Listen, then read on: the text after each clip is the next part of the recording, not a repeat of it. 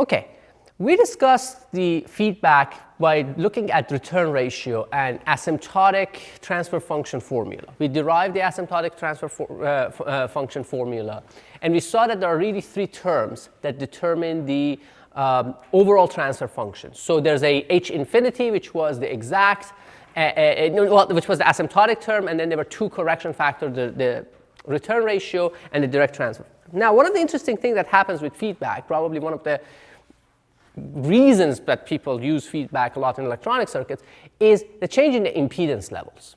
So what happens to the input and output impedances and how feedback changes that. And that's basically one of the things that dictates a lot of times what kind of feedback you use, what kind of configuration you use. So there is actually a very interesting and I would say rather kind of like an elegant way of looking at the impedances, which allows you to see how they behave and how they change. And it's called Blackman's formula for impedances. So we're going to talk about the impedances. So we are going to derive the Blackman formula quickly. But before I derive it, I will just tell you what the result is, and then we can derive it quickly. And then the result is this. So Blackman impedance formula.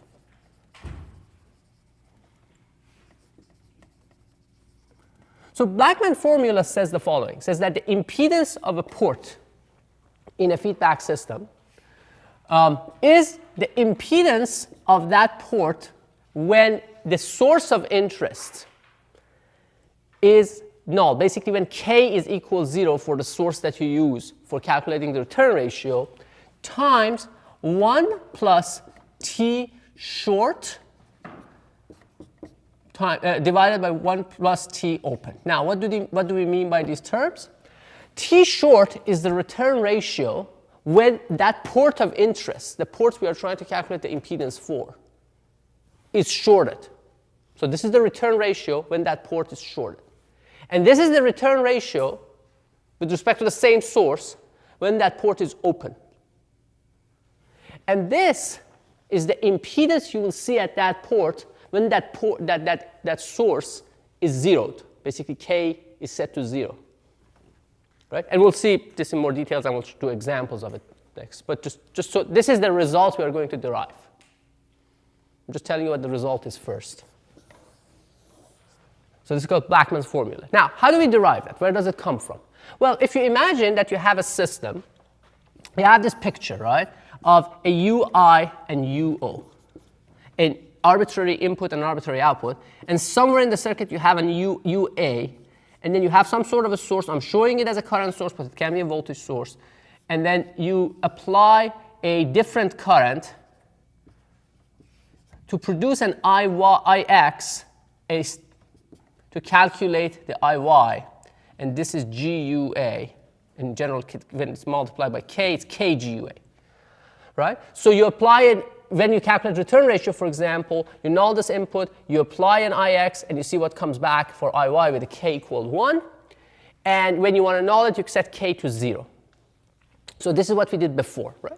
So and we had a set of equations. We wrote two linear equations. One was uo was written as aui plus bux in general, because these are the two independent things. So let's call this ux and ui, actually. We keep them general. And then the other one is UA. This voltage can also be written as a linear combination of these two independent, these two things that can be controlled independently, right? So these were the two sets of equations we wrote when we were deriving the asymptotic gain formula, right? So that's what we did before. So now what we are trying to do is we are trying to use it for an impedance. Now, if you want to calculate an impedance, what is your input, what is your output? To define, what's an impedance? Definition of an impedance, it's a ratio of a voltage to a current of the same port, right? So if you want to define an impedance, so say for impedance, then ui has to be I of the terminal of interest, and uo has to be the voltage of the same terminal. If we define this, then the transfer function itself becomes what? becomes the impedance, right? Because Z is defined as ratio of Vt over It, which would be the ratio of Uo over Ui, which is the transfer function. So we saw before that transfer functions don't have to be necessarily with respect to different ports. They can be to the same port as long as one is a voltage, one is a current. So if this is what we've defined as the impedance, this is what we are trying to evaluate and determine. So how do we calculate this? So under normal circumstances, so basically K is going to, under normal operation, right, Uz is equal to 0, right? So if you're not, so let's call this Uz as well. Uz, Ux, Uy. So normal operation means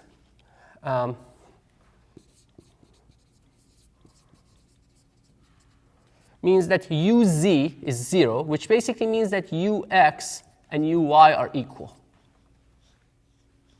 right? Because if this is 0, these two have to be the same. That's defined as the difference of those two. So if you assume that, if you take that into account, then what you know is that if your Ux is equal to Uy, but your Uy is also KGUA, right? So you can plug this back into your equation.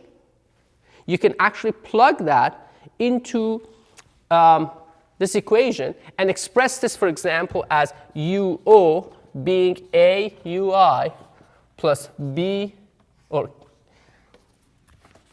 the KGB Ua, plugging this into here. And then the second equation becomes Ua itself is going to be CUI plus KGDUA.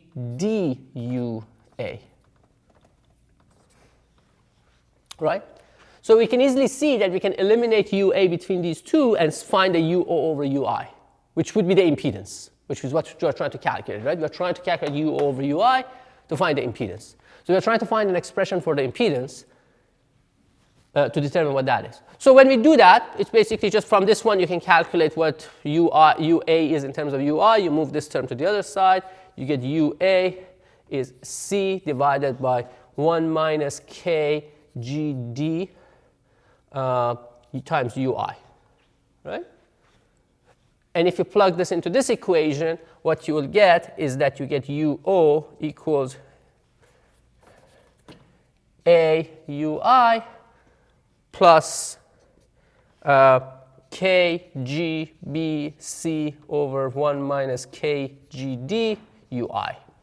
So now you have a U over UI, which basically tells you that Z, which is defined as UO over UI, which is basically Vt over It, is A plus KGBC over 1 minus KGD. So this is what Z is, the impedance of that port, right? In terms of A, B, C, D, and K and G. So what we really wanted to find it is in terms of these return ratios, right? So we'll calculate the return ratio under two conditions.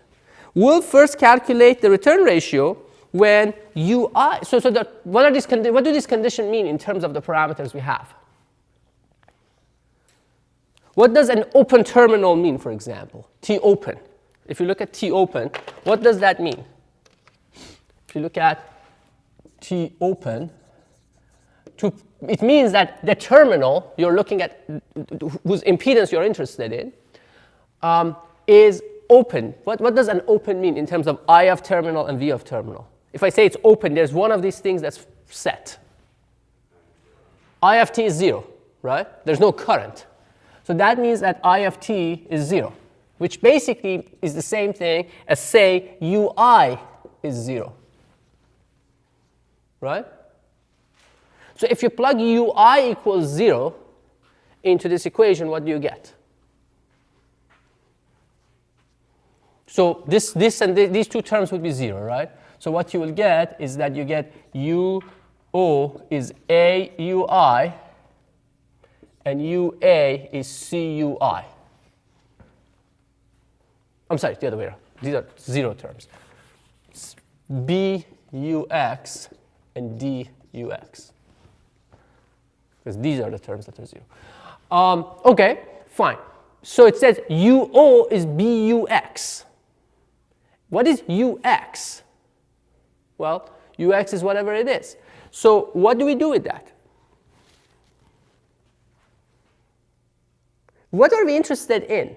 We're interested in UY, if you want to determine the return ratio, right? What is UY? This thing. Well, we know from looking at the circuit that UY is KG. Well, K is 1, because it's calculating the return ratio, so it's GUA, right? Which makes this, if you look at this equation, makes it GDUX, right? That's what we are interested in. We are not interested in UO, the output. We are interested in, when we are calculating the return ratio, we are interested in that if you excite it here, what will come back to it. So you can clearly see that from this, that T open is negative GD. Because it's negative UY over UX, defined as that, right? Let me just write that explicitly. T open, defined as negative UY over UX, is going to be negative GD. Agreed? Now, so that's for the open. How about the short? So let's say T short. What is the parameter that is now fixed? When a port is shorted, what can you say about its voltages and currents? You know its voltage is 0. So now, what you know is that UO is 0, which is UO equals VT is 0. Right? That's the definition of a short. The voltage is 0. So if you now plug that back into this equation, what you see is that you get 0 equals AUI plus BUX. And then from the second equation, you have the UA equals CUI plus DUX. Now, okay, so from the first one, and one of the things that you know is that what are you interested in? You're interested in determining the return ratio, so you need to determine UY in terms of UX. So UY, we already know it's GUA. For return ratio K is 1, right? I mean, from the circuit. UY is G times UA by this dependent current source. So, and then what we need to do is that from this one, we'll solve for what? We'll solve for UI. So UI is clearly negative B over A UX. I plug it into this guy. We get UA equals D minus BC over A times UX. And we plug that into here. We'll get UI is G times D minus BC over A UX. And therefore, T open, which is defined as negative UY over UX, is going to be negative of this quantity. So it's going to be, you can write it as G times BC over A minus D. T short, yeah, thank you.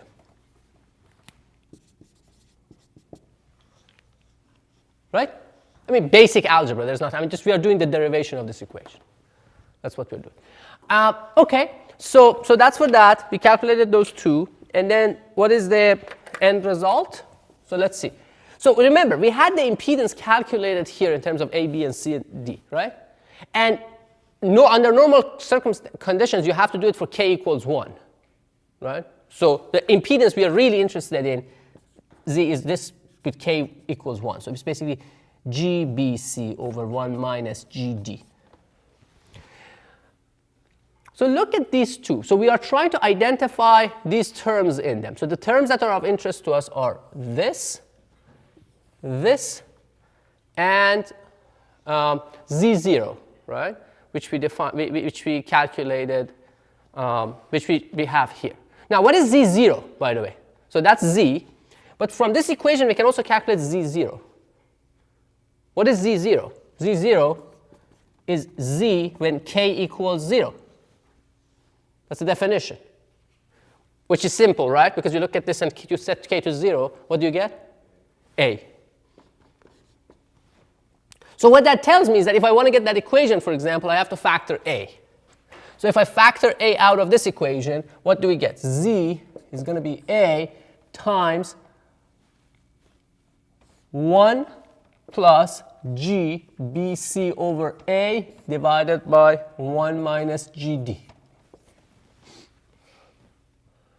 And if you write it that way, we can actually kind of like now expand it a little bit. So you can say A 1 plus G BC over A minus GD, or not GD, minus just D,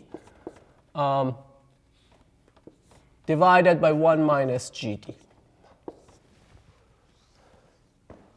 Which now you can easily see. This term is that, this is the T short, and this is T open. So you can easily, and this is Z naught. So you will get Z equals Z naught 1 plus T short over 1 plus T open, which is what we wanted to prove. So that's what we wanted to cover. So we did the derivation. Okay, fine, good. We derived it, we know it's true. What good is it? What does it do for you? It actually does a couple of important things. So now that we know that it's true, let's focus on this again. It says that, first of all, you can actually calculate the impedance of a port and see what happens with respect to the T short and T open. But more importantly, it tells you how to engineer it. In other words, it tells you that if you want to create a port impedance that's larger, you want to increase the port impedance, you need to have a T short that's greater than T open, a return ratio that's greater under short than open, and vice versa. Now, the other thing that it tells you is that it really tells you what kind of a feedback you have. This whole business of shunt and series and all that stuff, that's kind of like, actually, it turns out it's just a subset of the complete set of things that you can have. This is the most general, most general thing you can have.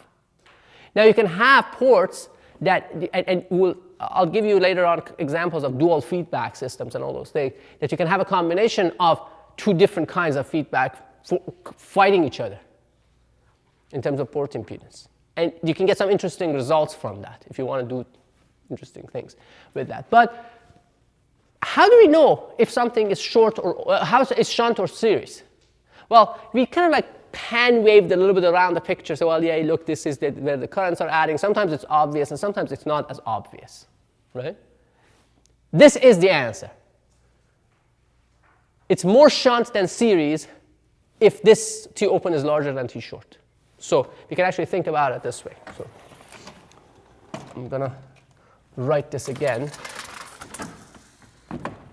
So we know Z is Z naught 1 plus T short over 1 plus T open. So this is Blackman's formula. It says that if, generally speaking, if you want to define something as shunt or series, if T short is greater than T open, then it's what? Then it's series. Why? Because it's increasing the impedance, right? And if you say T open or T short is smaller than T open, it means that the impedance is, I'm sorry, the other way around. No, this is correct. If T short is greater than that, it means that the impedance is going on. If T short is smaller, it means that the impedance is going down, which means that it's in shunt, it's in parallel. Things in parallel lower the impedance, and things in series will increase the impedance. Now, if you want to have something that is pure shunt or pure series, so we'll define something as pure shunt or pure series, it means that one of these things is 0. If, for example, your T short is 0, your system is pure shunt.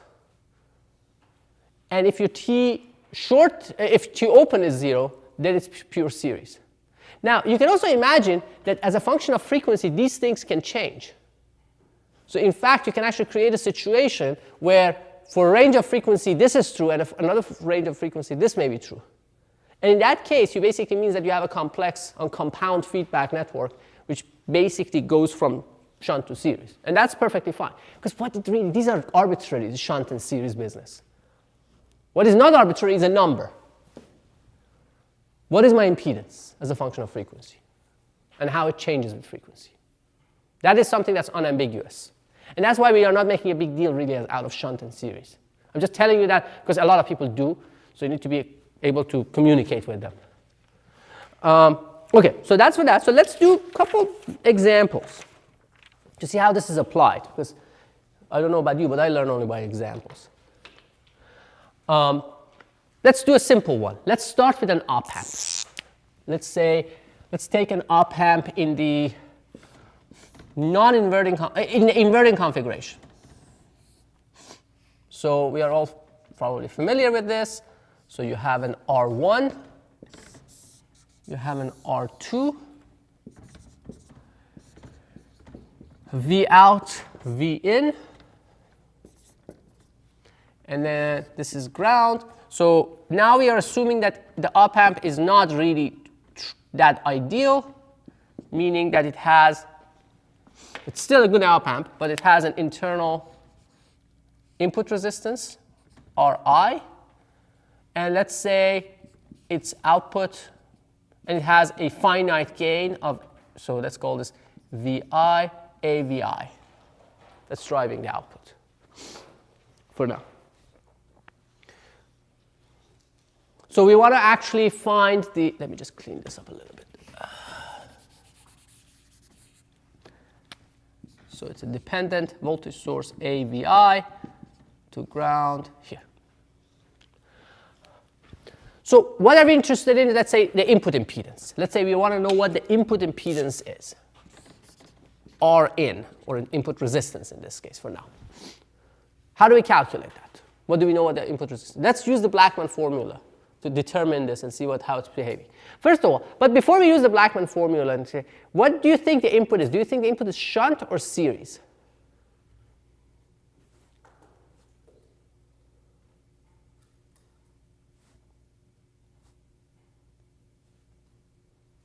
Okay, let's see. Let's find out.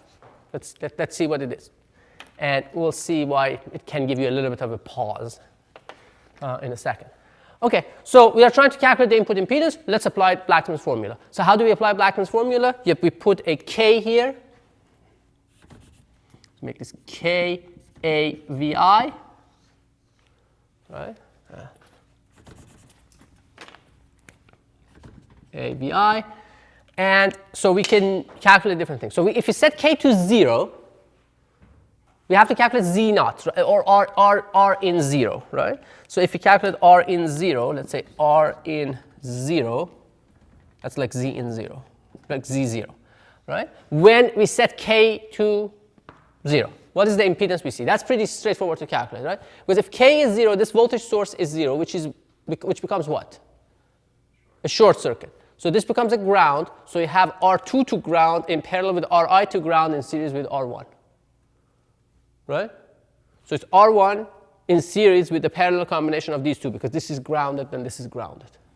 So it becomes R1 plus Ri parallel plus Ri parallel R2. So that's R in 0. Relatively straightforward to calculate. Now we have to calculate two return ratios, T open and T short. What is the thing that we short and open? Where do we short and open? The port of interest, right? So we can actually calculate, let's say, T short. So if you want to calculate T short, we are shorting this. So, and we are calculating the return ratio. How do we calculate the return ratio? We are adding an extra source, right? Really. You can think about this as Vz, and this becomes Vx, and this is Vy. So this is a voltage one. Vz should not enter your equations. It's just a way of creating a difference between Vx and Vy. It's easier way to do this, replace the independent source with the dependent source with an independent one, and looking back at what the dependent source would have done, without messing up your schematic too much. Okay, so this is Vx. What is this voltage? This is shorted. Pretty straightforward. These two now are in parallel, right? So it's a voltage divider between the parallel combination and R2. So this input voltage would be R1 parallel Ri divided by R2 plus Ri parallel R1. Right? So that's the division ratio up to here. Then you go through a gain of, so for return ratio K is 1, right? A gain of A through there, that's Vy. So, and there's an inversion here that cancels that minus sign that you get, so you get a T short of this value. And you can similarly calculate the T open, right? T open is actually easier. What happens in T open? If I open circuit this thing, this resistor is not carrying any current. So it's just floating on one end. So now the division is happening between Ri and R2. So it's going to be A times Ri over Ri plus R2. So at this point, we're done. I mean, if you wanted to just calculate a number. Because you need to know these three things, and you can plug it into that equation. But if you actually want to expand it and write it, so if you were to plug this in, what you will get is essentially you will get R in equals, let me see, if you have to plug that in, Ri R2, okay, yeah, Ri R2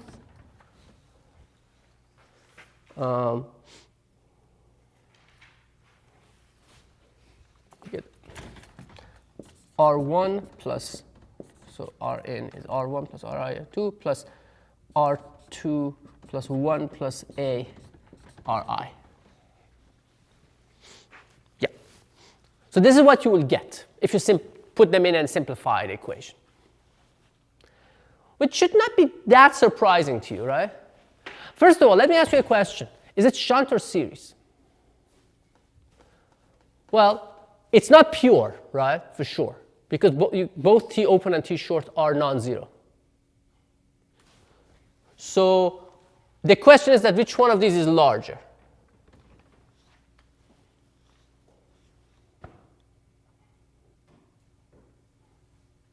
And you can see that this is the parallel, this resistor is replaced, so Ri is replaced with Ri parallel R1. So which one is smaller, Ri or Ri parallel R1? Anything in parallel would make it smaller. So this resistor is smaller than that, and it looks like a smaller resistor for the voltage divider, so it means that this guy is going to be smaller than that.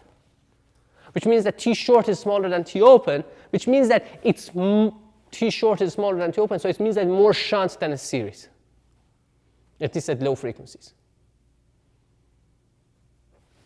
Okay, fine. Now, but the other thing that actually tells you, look, if you look at this equation, you will see that it's separated into an R. If we did that basic algebra, it's not that long. Just like, and you plugged it in, you will see that there's an R1 here. Why do you see that? That should be obvious, right? Because you have whatever you see from here, that's called Rn prime, is going to be in series with R1. So this guy has to be Rn prime. And we can verify it. Let's calculate now the Rn prime using Blackman's formula, just as an exercise and see if it's consistent. So if you were to calculate Rn prime with Blackman's formula, what we need to do, we need to see what you will see looking into here when K is 0. So when it's K is 0, this is shorted. What do you see? You see the parallel combination of R1 and Ri and R2, right? So in this case, let's do it with a different color. So we say R in prime 0 is going to be what? It's just going to be the parallel combination of Ri and R2. Then what happens to T open and T short? So T open what do you get for T open? T open is the same as the other T open, right? Because it doesn't matter if you open it here or open it here. This resistor is not going to do anything anyway, right? So if you open here or open there, it doesn't matter. So you can go ahead and calculate it again, or you can I can write it again here. Okay? And then how about T short? What is T short? Yes? Can you explain why Rn primes are parallel. Yes, sure. So let's look at this. So Rn prime is true from this point on, right? So for that, basically, this doesn't exist. Now, if I look at this input, when I set K, this is Z naught, remember. This is when K is 0. If I set K to 0, and this is not here, then this becomes short circuit, right? So basically, this is shorted to ground, and this is shorted to ground, so they're in parallel. Make sense? So Z naught is calculated for K equals 0. That's maybe the part that was not clear when I did it. Now, going back to this calculation, what is T short from this point of view of not counting? If I short here now, this is my port, right? What is my return ratio if I short circuit there? 0, right? Because nothing's going to come back. Because if I short circuit here, this voltage is going to be 0, so nothing will come back. So T short is 0. So now you can see from the perspective of this port, it's a pure shunt. So yeah, it is pure shunt, then there's something in series with it, which can happen a lot of times. So in terms of what it is, this is one way to think about it. Okay, so that's a relatively straightforward example. Let's do another example. Let's do a couple more examples to see how this works out, maybe with more transistors in them. So example 2. Again, these are some of the circuits we've looked at from a different perspective before, so we'll use them. Just some of, if you will, you can think about them as our canonical circuits.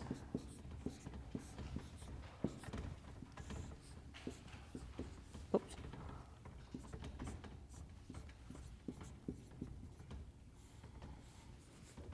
It's this transimpedance amplifier, right? So this is R3, R2, R1, M1, M2. The input is applied here as a current, I in, and the output is taken out of here, V out. So we want to determine its port impedances, R in and R out. So what we are interested in is R in and R out.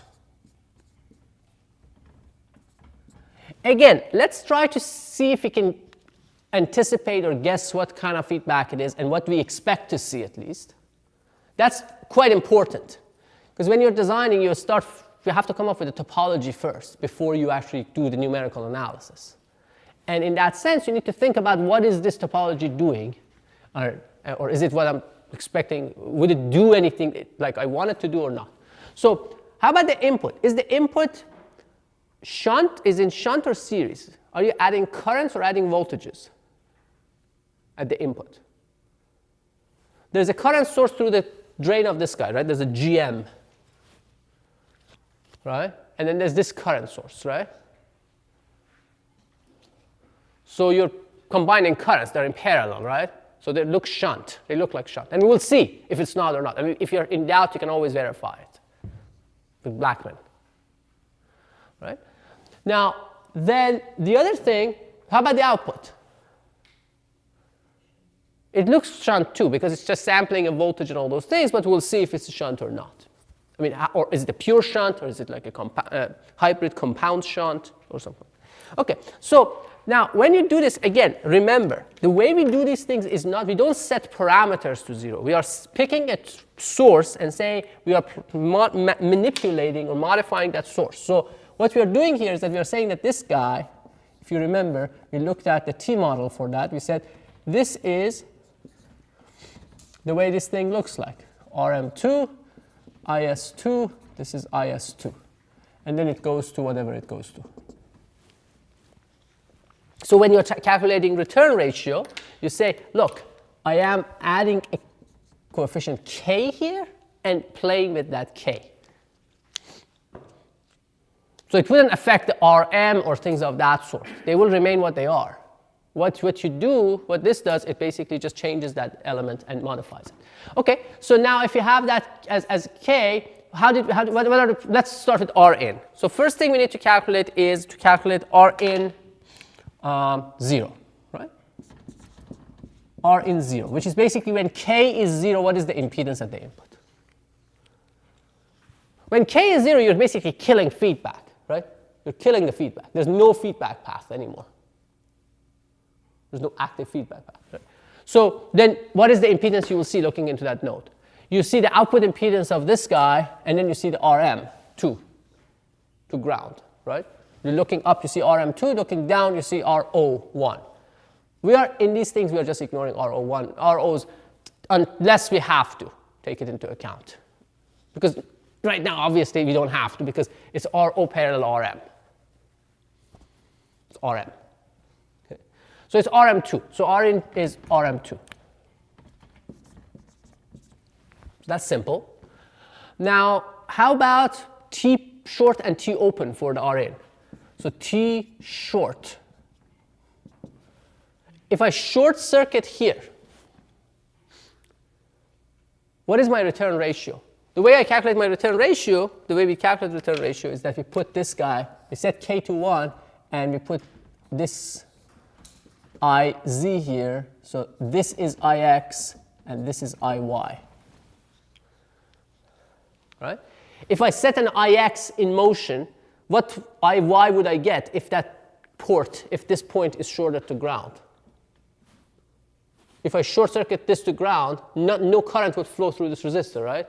So no current will flow through here. So T short is 0. Now how about T open? By the way, if both of them were 0, what does that tell you?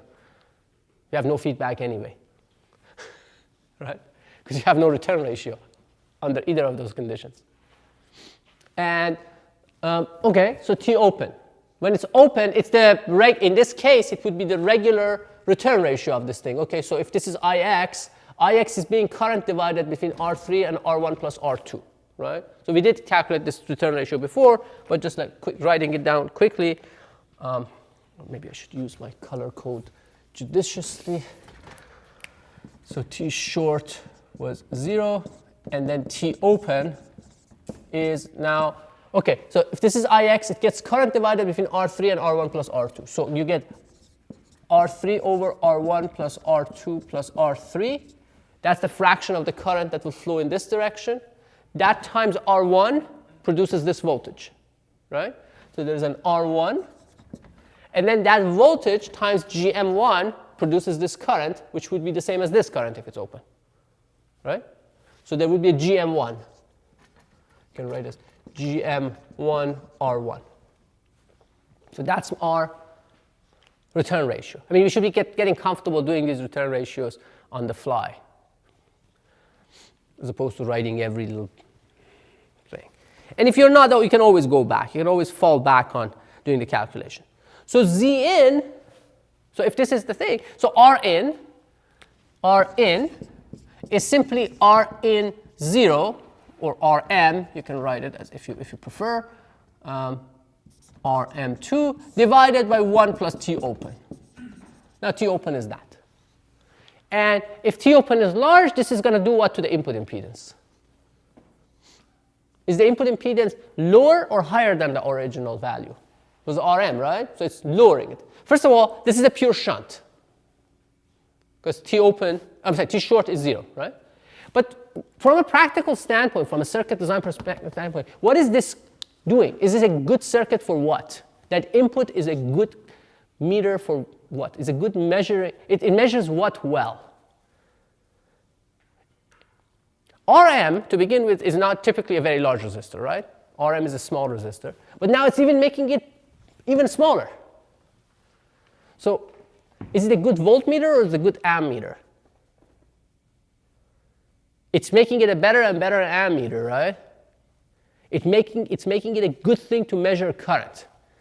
It's a good transimpedance amplifier. When you have a source that generates currents, for example, in optical communication, fiber optic communication, you take the optical signal coming in and turning on and off a photodiode, excuse me. But the current of a photodiode is what? The current of the output of the photodiode is a current. You're trying to measure as much of that current as you can. So you prefer something that presents a very low input impedance. Unlike an op-amp that you try to present a large input impedance, here you're trying to present a low input impedance because you want to absorb most of that current. You want it into your circuit, right? Because there would be a current divider between your input resistance or input impedance and the source resistance of that source. And if the source is a current source, it means that it has a high output resistance. So the smaller you want to make that resistance, the more of that current, the smaller you make that resistance, the more of that current will go into your circuit as opposed to being dissipated internally. The opposite is true for a voltage meter, right? Because you want it to present a high impedance. This is kind of like obvious basic circuit stuff, but just like to refresh. So this is making it even smaller, which is a good thing. So if you're trying to make a really low input impedance, for example, this would be a way. Okay, so let's look at the output impedance, R out. So R out, first for R out, we have to calculate R out 0, right? What is the R out 0? What's the output resistance when K is 0? If you set K to 0, again, this source disappears. So this is basically not there. That's disconnected. So what is the output resistance if that transistor is not doing anything there? It's pretty straightforward, right? It's R3 parallel R1 plus R2, right? It's this guy in parallel with the series combination of these guys. Agreed? So R out is R3 parallel R1 plus R2. And so that's the 0 value of that. And now we have to also do a new set of T open and T short. And you may say, wait a second, aren't they the same? No, not necessarily. Why not? Because I'm shorting and opening a different port now. That's my port of interest. Some of them may be the same, but in most general case, they don't have to be the same.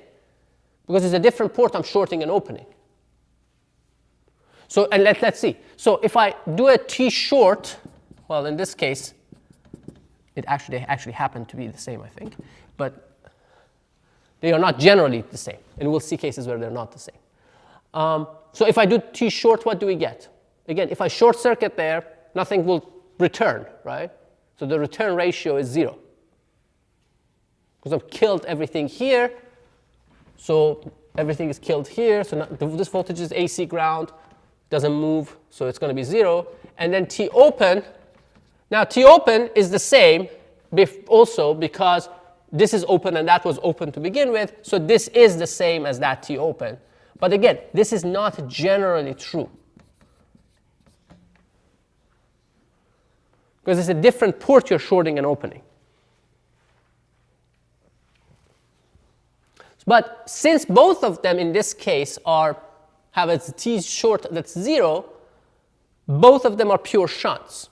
And therefore R out, now what's happening with the R out? The R out is becoming larger or smaller?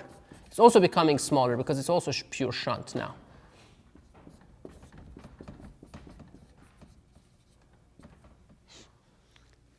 So the output is becoming a better what? A better voltage source or a better current source? A better voltage source. Exactly. So it's becoming a better and better amplifier that's good at taking an input current and producing an output voltage. Those amplifiers are called transimpedance amplifiers. And their gain is expressed in terms of ratio of the output voltage to the input current. It's an impedance, right? It's the ratio of the output voltage to an input current, so it's impedance. And it's not the impedance of the same port. It's not the current of the same port and the voltage of the same port, so it becomes a transimpedance amplifier. Or trans-resistance amplifier, in this case. So, and they're useful in a lot of different things. So that's another example. Let's do a couple more examples, just to get a real hang of it and see some of like more interesting situations.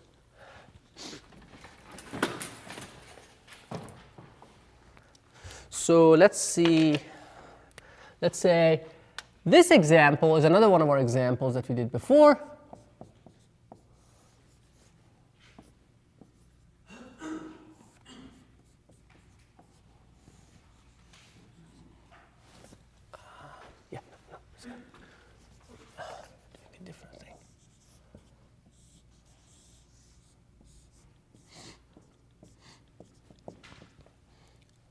So this was R1, I think, and R2. Yeah. We had one that looked like this, right? R4, this was V out. And this is ground. Okay, so input is kind of clear what it is, right? If you look at it, you can see if it's shunt or series. You're adding currents, right? I mean, there are things in parallel. It's shunt. Again, if it's not clear, because this current and this current are just adding. That's the difference of those currents. So that's fine. How about the output? The output was the one that we said, okay, well, it's really this series combination, right? But we'll see. Let's see. If you're not clear, let's find out. So what we're interested in is the output impedance, right? This output impedance.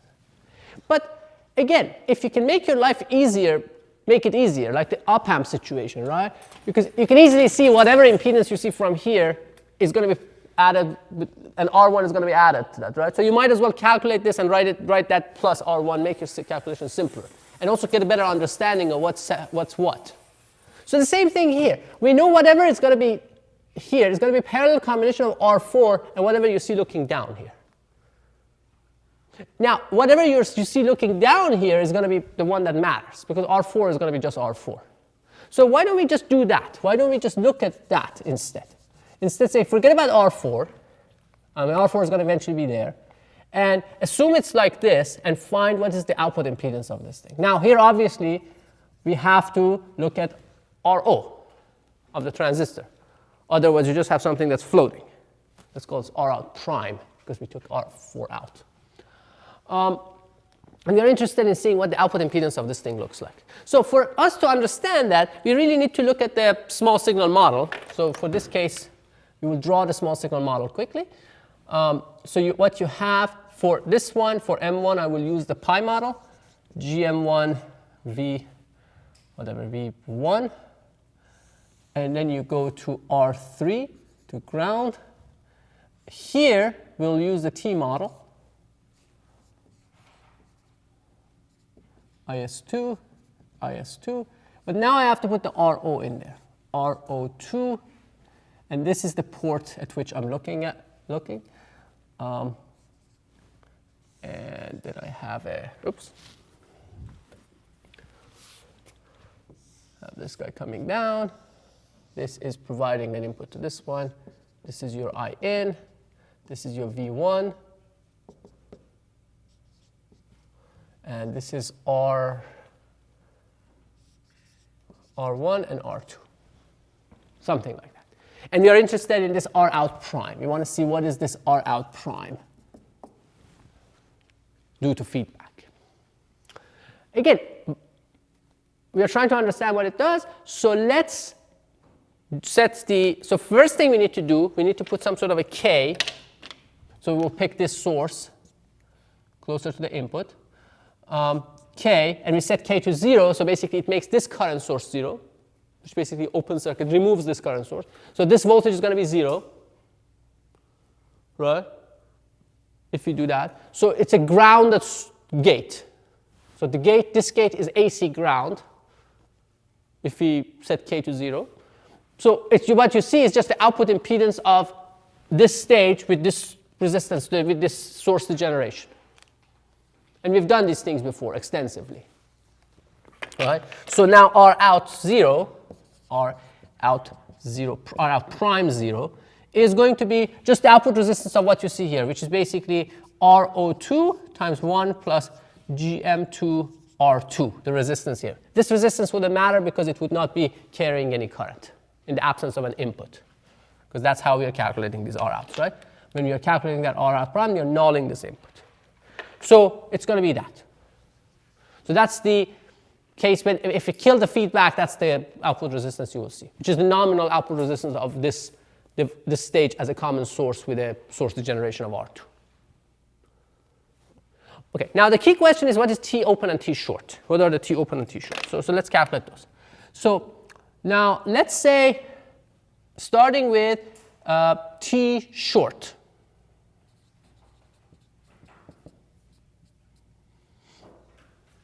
Or let's start with T open actually, so that's more interesting. Let's start with T open. What is T open? What would come around? So how do we calculate T open? We basically say we apply an IX, IZ here. So this becomes IX and this is IY. And okay, if that's the IX, what would come back if that's open?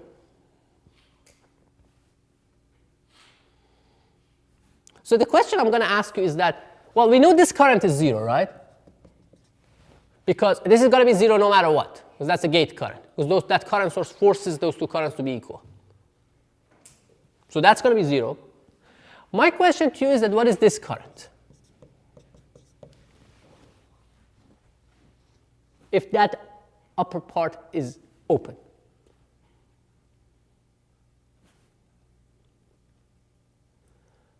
Well, do you agree that whatever current, do you agree that this current is going to be IS2? Because that's the only other thing that's connected to that current source, right? So all of the current of that current source, the dependent current source up there, has to go through that resistor. Which basically means that this current is IS2. And this current, which is the difference of this current and that current, will be 0. So if there is no current flowing through here, what comes back? There's no voltage induced, so T open is 0. So this time T open is 0. You remember in the previous examples, our T short, sometimes our T shorts were 0.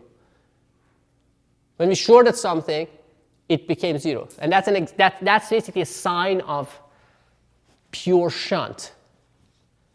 But now you can see that T open is getting 0, which is a sign of pure series.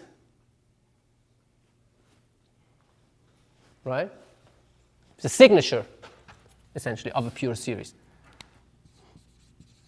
So T open is 0. How about T short? Well, if we short circuit here, what you have, now what kind of stage do you have? What is this stage?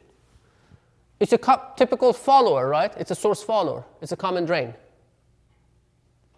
So you get exactly what the T would get, right? I mean, so basically what, okay, so if this is IX, so if IX goes through R3, so there's an R3 there, and then there's this voltage, that's this voltage. Now, from here to there, the gain is the division ratio between RM2 and R2.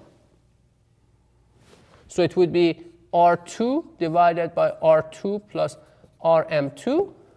That's this voltage, which is going to be this voltage, because this current source is not there, and this is the only thing that's going there. So that voltage is going to be the same, so there's no current flowing through here, no DC current. And then that gets multiplied by GM1. So that's your T short. So now what happens to the output impedance? The output impedance R out prime is R out prime 0, this quantity, times 1 plus T short. So you saw that this quantity is, by the way, is this quantity large or small relatively to the other impedance? This R out prime 0. This is before you had feedback. If you take the effect of feedback out, this is what the impedance looks like. It's pretty large already, right? And now you're making it much larger. So you are basically, this is a way of getting a high output impedance. Now, why would you want a high output impedance? If you're trying to emulate, for example, a good current source, right? You want a high output impedance. Now, you may want to do that for a variety of reasons if you wanted to kind of create gain or doing something that needs a drive. So you are creating something that is a very high, you're taking that high output impedance and making it even higher by creating what kind of feedback? So is this shunt or series? This is pure. It's series, right? You can tell it's series because it's increasing the impedance, right? Things in series go up in impedance, things in shunt go down in impedance. So you can see this is actually interesting. So this is an example of the opposite kind. Now, what if I had, so let's take a kind of like a minute to talk about this a little bit more. What if I had taken my output from, instead of there from here, if this was my output? You remember there was a question that we were talking about this a couple lectures ago about whether or not this is shunt or series and all those things. So this is exactly that example, in fact. But what if we had taken it out of here? Now is it going to be shunt or series at the output? It's going to be shunt. Why? Because if you short circuit it, what's going to happen? Your return ratio is going to become 0. But if you open circuit it, then you will get this return ratio. So this, in that case, for that output, this actually will switch. And this is an example where they are not the same, right? Depending on, of course, these are not the same ports. So there is nothing intrinsic to a circuit topology that tells you if it's shunt or series. It is also the same way as zeros, right? It's a function of where the inputs and outputs are. So if I take one, if I could basically make this circuit with 2 outputs, I can say, okay, you know what, I have this resistor R4 here, and I have output 1 and output 2. V out 2 and V out 1. And if I may come back and ask you this trick question of what is it? Is the output shunt or series? And you can say V out 2 is series and V out 1 is shunt.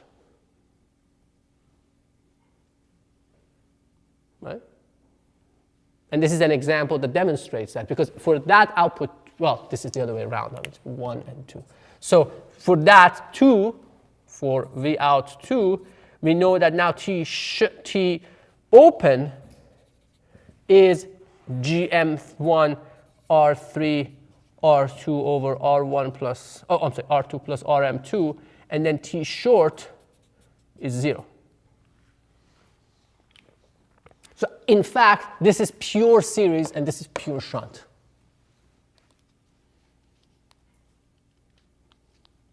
that make sense? But in general, you can have something where both of these are non-zero, right? We saw an example with the op-amp, okay, here.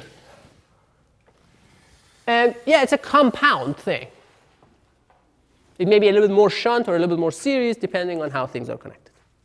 So that's another example.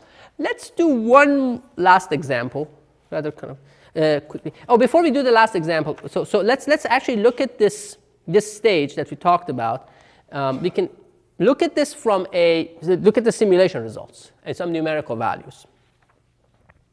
So look at page 267.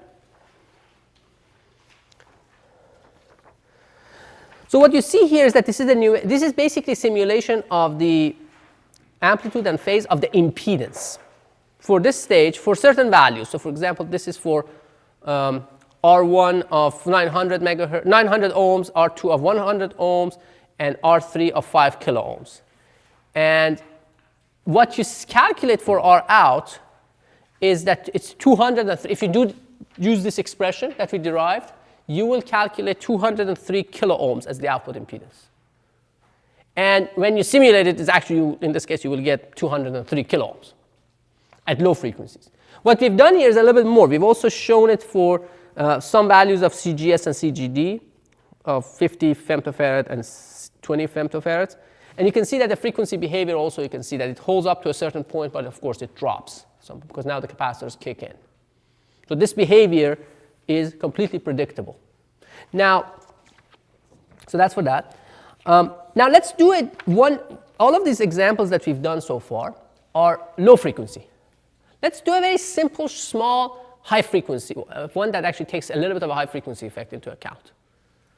Again, we are making it simple so it becomes tractable for our discussion, but again, just to capture the essence of the discussion. So the stage we are talking about is another one of the stages we've looked at before. So it's this stage. So let's say you have this R3, you have an R2, you have this stage, and then you have a capacitor here. So let's just take pure, for this calculation, just imagine you have only the C mu here. And let's say you're driving it with a current source. And what we are interested in, let's say, is the input impedance of this thing. Z in, right? So for calculating Z in, first we have to calculate the Z in 0, right? What is Z in 0? First we have to basically think about what current sources we are modifying or changing or something like that. So let me just draw the small signal here to make sure that everything is visible. Again, grounded emitter. I use pi model, R3, R2, C mu. So we are ignoring C pi for now, just to make it really simple, or more accurately, more tractable. You can do it with C mu too. It would be tractable, but just a lot of terms. And then this is your IN, and this is your V pi, reference here. Okay, so what do we do? Again, this is K. So you're looking at what the impedance is, looking into the input when K is 0. When K is 0, this current source disappears, right? So that makes things simple. They become just purely passive stuff. So Z in 0 of S versus frequency, if this current source is not there, is what? Is the series combination of these two and this R3, right? Let's call that Z mu. We can call that Z mu, this parallel combination of R2 and C mu. Let's call it Z mu of S. And it's very simple to see. It's R2 over 1 plus R2 C mu S. That's a parallel combination of a resistor and a capacitor. So in that sense, Zs is going to be Z mu S plus R3.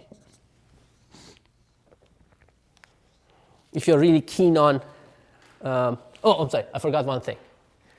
And you didn't remind me of. There's an R pi here. This is a bipolar, right? So it's clearly a parallel combination of R pi and this combination. So it would be this in parallel with R pi. Yep, that's more accurate. Okay, so that's what it is. Now, there are two things we need to calculate. We need to calculate the T open and T short, right? So what is T short? Again, you don't need to, if you want to just tell what kind of feedback it is and what it does, you don't even need to calculate these things. You can look at it and say, well, okay, if I short circuit here, what is my return ratio going to be? So if I short circuit there, right, what we have here is really you're connecting a IZ here. So this is going to be IX and this is IY. So if you short circuit here, this voltage becomes 0, so IY is going to be 0. So nothing is going to return. So T short is 0. So this is a pure shunt.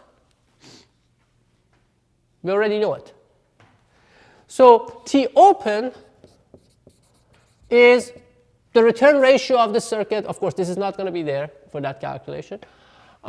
So you put IX here. What do you have? You have a parallel combination of this in series with that and that, right? That's how your current divides. So you have a current divider ratio between this and these guys, which will have a ratio of R3 divided by R3 plus R pi plus Z mu of S. So that's the current divider ratio between this side and these guys, right?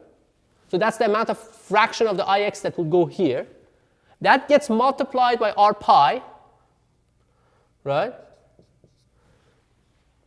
to produce that voltage, and then it gets multiplied by GM. Now, GM R pi is a known quantity, right? What is GM R pi for a bipolar transistor? Beta.